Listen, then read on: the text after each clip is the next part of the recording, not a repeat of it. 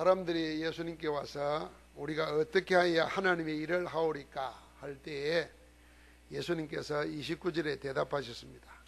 하나님께서 보내신 일을 믿는 것이 하나님의 일이니라. 우리 같이 한번 합니다. 믿는 것이 하나님의 일이니라. 주님께서 직접 말했습니다. 우리의 일이 뭐냐? 하나님의 보내신 자 믿는 것이 우리의 일이 되어야 됩니다.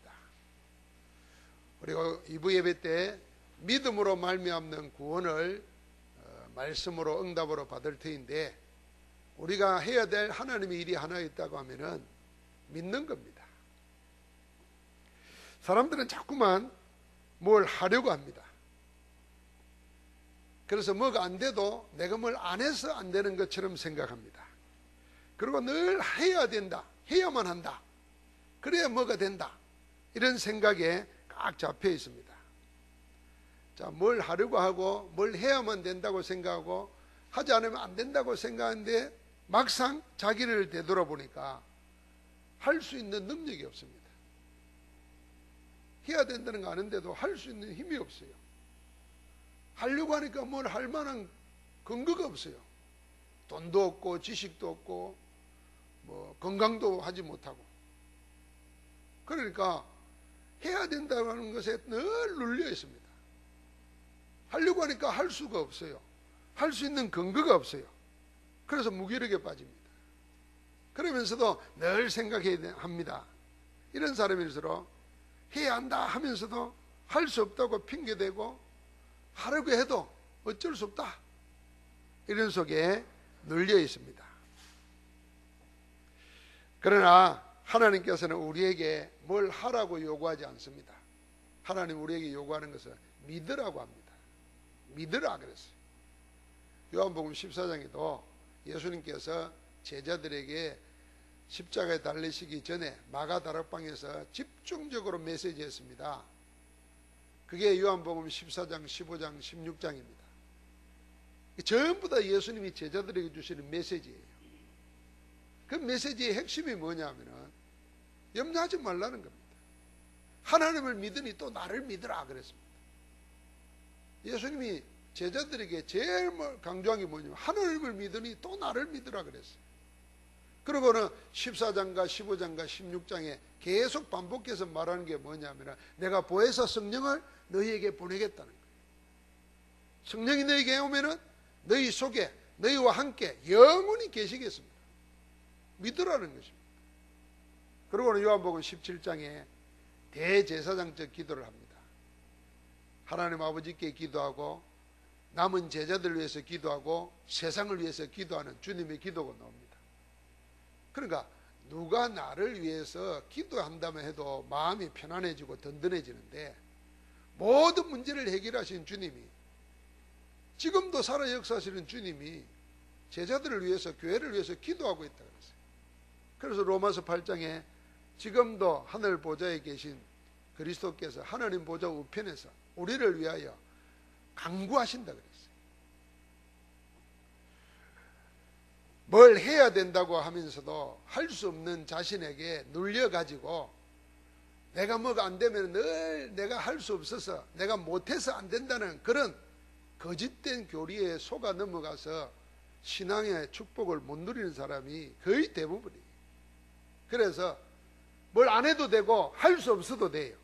할 수 있는 게 있어요. 뭐요? 우리 안에서 우리를 구원하시고 우리와 함께 하시고 우리 가운데 역사하시는 하나님을 믿으라는 거예요. 같이 한번 합시다. 믿는 것이 하나님의 일이니라. 예수님이 직접 하신 말씀이에요. 그럼 우리가 뭘 믿어야 됩니까? 믿는 게 하나님의 일인데 무엇을 믿으라고 합니까? 하나님의 보내신 일을 믿는 것이 하나님의 일이니라 그랬습니다. 첫 번째 믿어야 될까? 하나님의 보내신 일을 믿어야 됩니다. 하나님의 보내신다는 말은 뭐냐면 메시아를 보낸다는 것입니다. 성경에 구약의 모든 예언이 뭐냐면 하나님께서 인생의 12가지 문제를 해결하기 위해서 내가 메시아를 보내겠다는 겁니다. 그 메시아가 오셨다는 겁니다. 그분이 예수 그리스도십니다. 그러니까 하나님의 보내시니 예수 그리스도를 믿는 것이 우리의 일입니다. 내가 구원 얻는데도, 구원받고 난 다음에도 내가 이 세상에서 승리하며 사는 것도, 내가 이 세상에서 축복 누리며 사는 것도 전부 다 뭐냐면 하나님의 보내신 자 예수 그리스도를 믿는 것이 일이라는 겁니다. 그래서 우리 마음에 딱 이것, 마음에 하나님 믿는 것이, 예수 그리스도 믿는 것이 일이 되면은, 아이고 나는 이래서 못해 저래서 못한다는 말 사라져야 돼요. 말을 안 하더라도 우리 속에 딱 뿌리 깊이 자리 잡고 있는 우리의 이 불신앙이 뭐냐? 그리스도를 안 믿는 거예요. 하나님의 보내신 자 어떻게 보냈습니까? 창세기 3장 15절에 인간은 원래부터 하나님을 떠나버렸어요. 사단에게 잡혀서 종이 되어버렸어요. 그러니까 죄와 사망의 범위에 묶여서 아무것도 할 수 없게 됐어요. 할 수 있는 것은 하나님과 반대되는 일이에요. 저주 재앙 받을 일만 하게 돼 있어요. 그래서 하나님이 우리 인생을 거기에서 해방시켜 주기 위해서 여자의 후손을 보내겠다 그랬어요. 그 말씀대로 여자의 후손으로 오신 분이 누구냐? 예수 그리스도십니다. 언약을 놓쳐버렸어요. 세상 살다 보니까 세상과 동화되어 버렸어요. 세상의 강대국에서 좋은 거 먹고 살면서 자기 신분이 노예인 줄도 모르고 세계 최강대국에 산다, 먹는데 지장 없다, 이런 생각에 사로잡혀 버렸어요. 언약 놓쳐서 노예되어 버렸어요. 하나님께서 그 고통 속에 있는 그들을 건져내시려고 할 때 피언약의 제사를 말했어요. 출애굽기 3장 18절 사흘 길쯤 가서 강야에서 피제사를 드리란다. 우리가 내 인생이 지금 다 노예되어 있잖아요. 묶여 있어요. 그래서 자유가 없어요. 눌려 살아요. 해방받는 길이 뭐냐? 피언약의 제사입니다. 그리스도는 생명의 성령의 법으로 죄와 사망의 법에서 우리를 해방시키신 줄 믿습니다. 다 끊어버렸어요. 얼매기 쉬운 모든 것을 끊어버렸어요. 그 성취로 그리스도가 오신 것입니다. 나라가 완전 망해버렸습니다. 바벨론에 포로되었습니다. 아무 희망도 없습니다. 절망뿐입니다. 그때 이사야 7장 14절 처녀가 잉태하여 아들을 낳으리니 그 이름을 임마누엘이 하리라. 하나님의 보내신 이는 하나님께서 메시아를 보내겠다는 겁니다. 인생의 문제를 해결하기 위한 하나님의 메시아를 보내겠다는 거예요. 그가 예수 그리스도라. 그를 믿는 것이 하나님의 일인 줄 믿습니다. 약속대로 주님이 오셨어요. 그래서 주는 그리스도시요 살아계신 하나님의 아들이십니다. 주님이 그리스도십니다. 인생의 근본 문제를 해결하신 하나님이시다. 마귀의 일을 멸하신 참왕이시요 우리를 울고 매고 있는 모든 율법과 저주와 재앙의 운명에 다 깨뜨려버리신 제사장이시요 하나님 만나도록 우리를 인도하시는 참 선지자라. 우리 인생에 세 가지면 됩니다. 내가 하나님 만나 누리면 돼요. 그 안에서 우리의 모든 눌리는 거 다 벗어버리면 돼요. 그래도 우리를 속이는 사단의 세력을 이기면 돼요. 그 세 가지 이긴 것이 뭐냐면 그리스도라. 그분이 예수라. 그래서 그리스도 안에서는 우리 개인들이 전부 다 예수가 그리스도라는 사실을 알면 눌릴 거 없습니다. 사로잡힐 거 없어요. 매달릴 거 없습니다.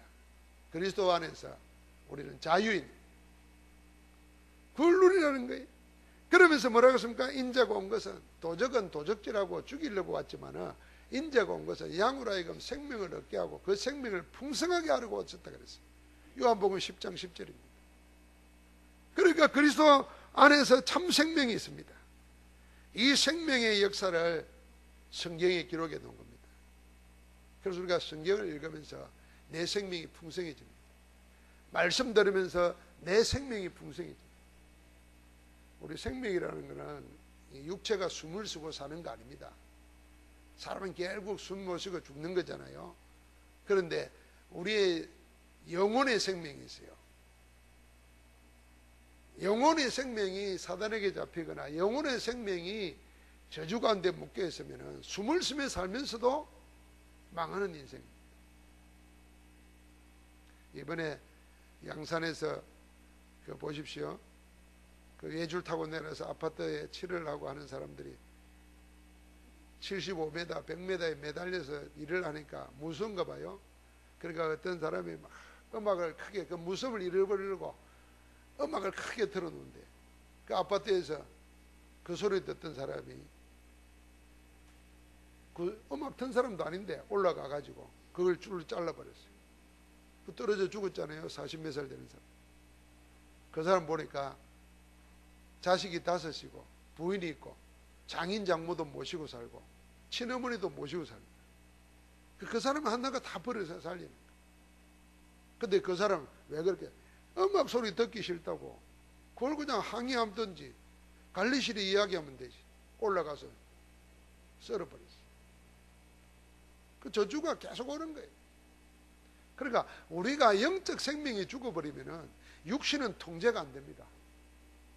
그 사람은 정신 차리고 보니까 이게 내가 왜 이랬지 그러는 거예요. 이런 일이 수도 없이 많아요. 그래서 우리는 놓치지 말아야 됩니다.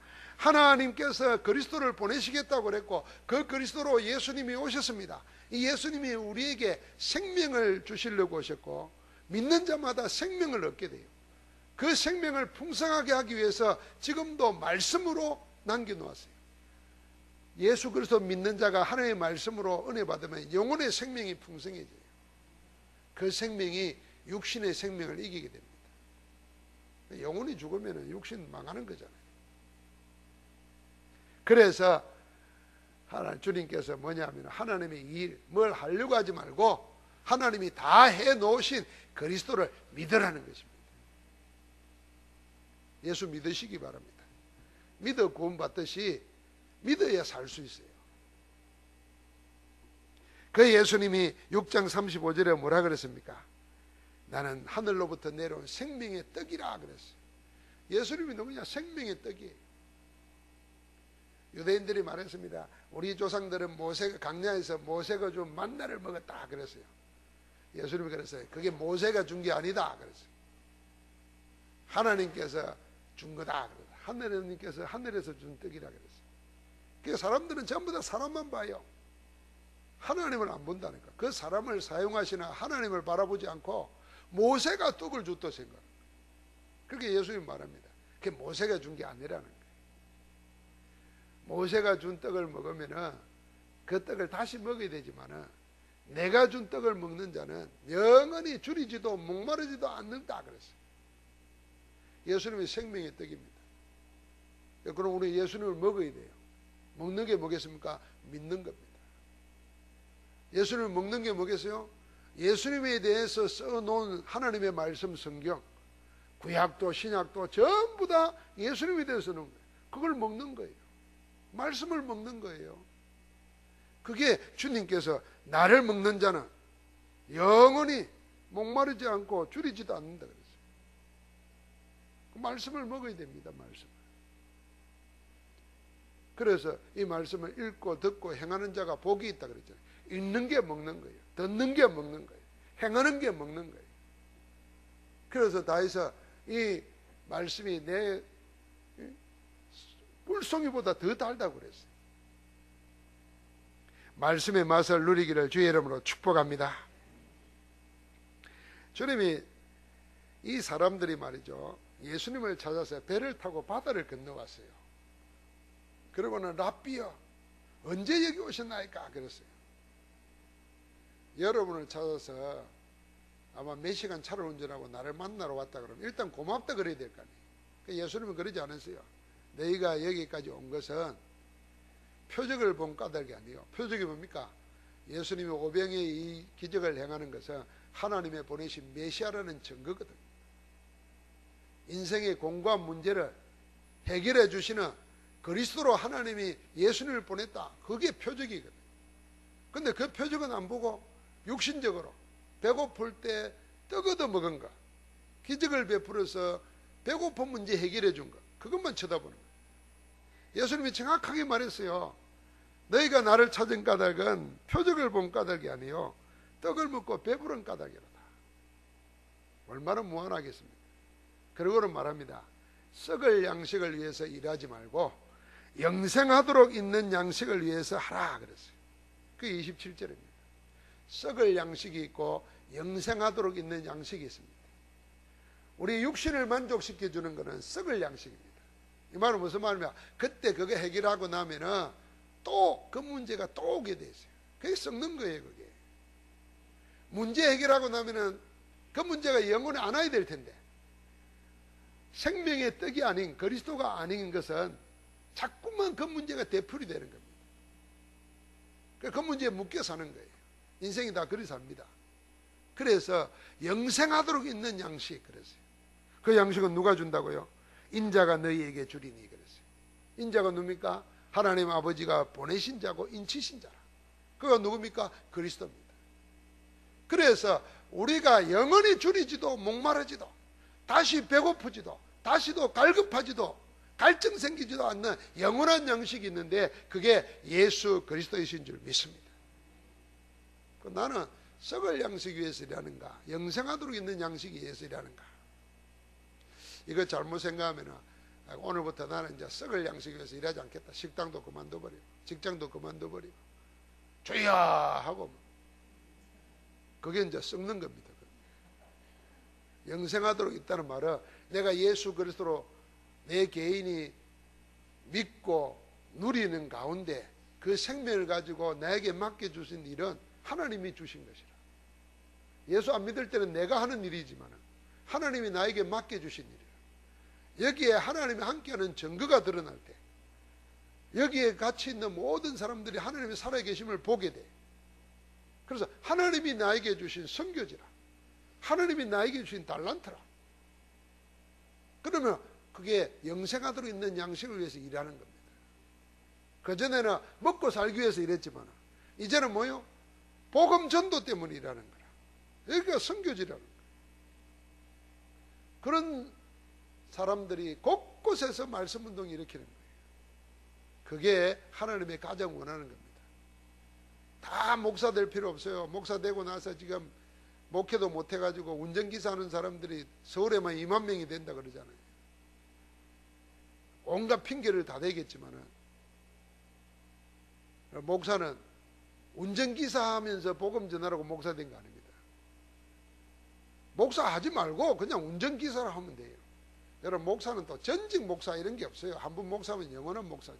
무슨 전직 목사가 어디 있어요? 그러니까 복음 전해야 되는 거예요. 썩을 양식 위해서 일하는 만 영생하도록 있는 양식을 위해서 일해라. 우리가 복음 안에서 그 축복을 누려야 될 줄 믿습니다. 그래서 그리스도 안에는 절대로 망하지 않습니다. 오늘 주님이 말합니다. 6장 38절부터 40절까지 예수님께서는 뭐하러 오셨느냐 말씀하시면서요, 38절에 내가 하늘에서 내려온 것은 내 뜻을 행하려 함이 아니요 나를 보내신 이의 뜻을 행하려 함이니라. 나를 보내셨다. 하나님의 보내신 자를 믿는 게 하나님의 일이라 그랬고, 예수님도 하나님이 나를 보냈다 그랬어요. 뭘 위해서? 하나님의 뜻을 위해서. 그럼 도대체 하나님의 뜻이 뭐냐? 39절 40절에 이거예요. 같이 읽어봅시다.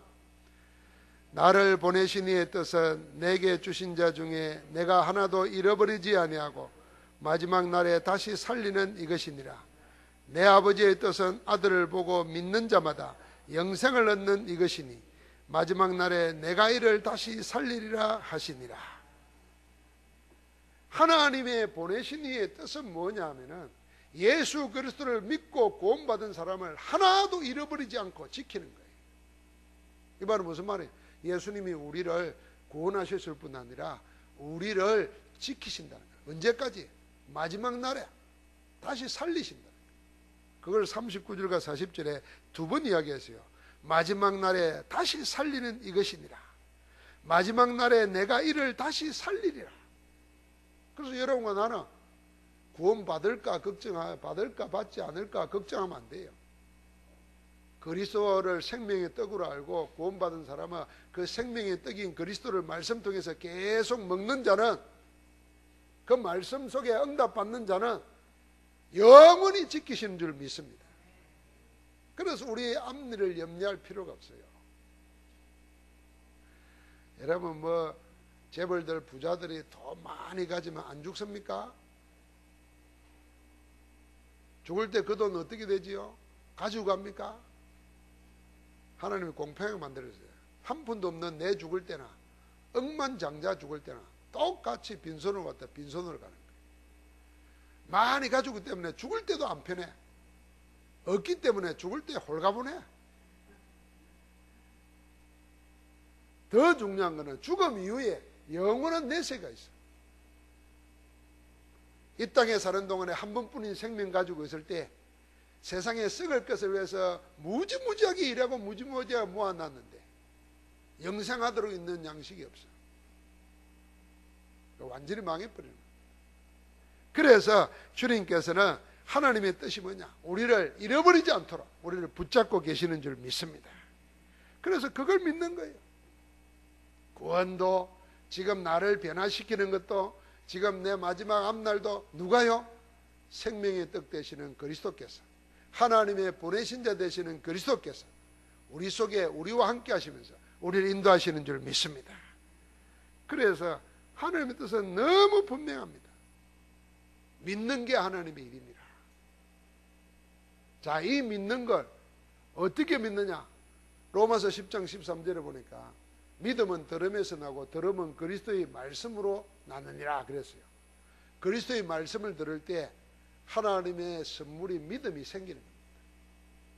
이게 다른 말로 말하면 절대로 다른 것으로는 믿음이 안 생긴다는 거 아니에요. 자, 어떤 사람이 병원에 가서 중병으로 죽는 걸 보고 내 바르게 살아야 되겠다, 나 건강하게 살아야 되겠다, 그런 깨우침 얻을 수 있어요. 그건 믿음 아닙니다. 그런다고 믿음 생기잖아요. 또 신앙생활 하는 사람들이 불행한 사고를 당한 사람들을 보면서 아이고 하나님 나를 지켜줘서 감사합니다, 난 진짜 하나님 뜻대로 살아야 되겠습니다, 그런다고 믿음 생기잖아요. 그때뿐이지. 믿음은 뭐냐 하면 그리스도의 말씀, 그리스도의 말씀이라 그랬어요.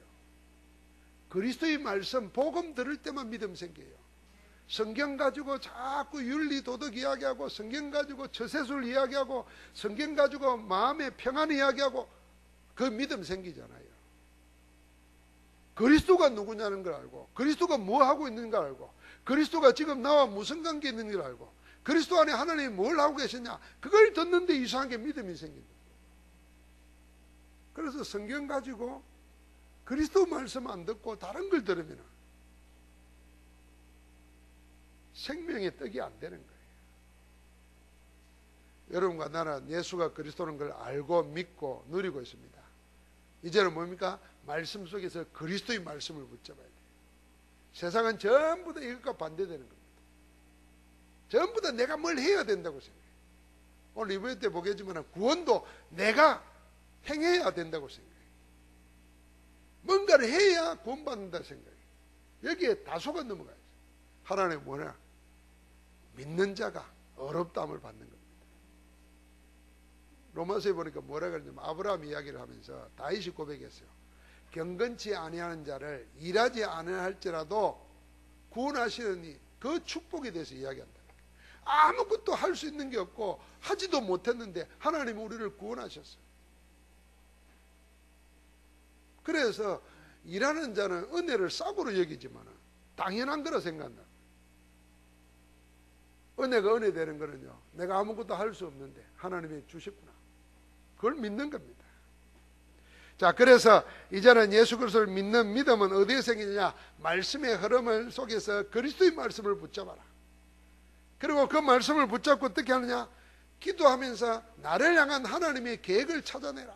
그게 하나님의 음성 듣는 겁니다. 하나님의 음성을 들으면 어떻게 합니까? 거기에 기도로 집중하는 겁니다. 24시. 반드시 그리스도의 말씀 붙잡고 하나님의 계획 찾은 자가 기도하기 시작하면 반드시 응답이 옵니다. 하나님 어떤 응답을 주시냐? 그거는 여러분과 내가 생각지도 아니한 것, 구하지도 아니한 것, 하나님 속에 있던 것을 우리에게 예비해 놓고 허락하실 줄 믿습니다. 그 축복의 증인으로 살기를 주의 이름으로 축복합니다. 하나님 감사합니다. 일하는 자로 살지 아니하고 믿는 자로 살게 하여 주옵소서. 하나님의 일이 하나님의 보내신 자 그리스도를 믿는 것임을 알고 생명의 떡 되시고 우리를 붙잡고 놓치지 아니하시는 예수 그리스도를 믿는 믿음으로 살게 하여 주옵소서. 믿음의 사람으로 하나님을 기쁘시게 하고 믿음의 사람으로 세상을 살리는 정인으로 나아가게 하옵소서. 주 예수 그리스도 이름으로 기도하옵나이다.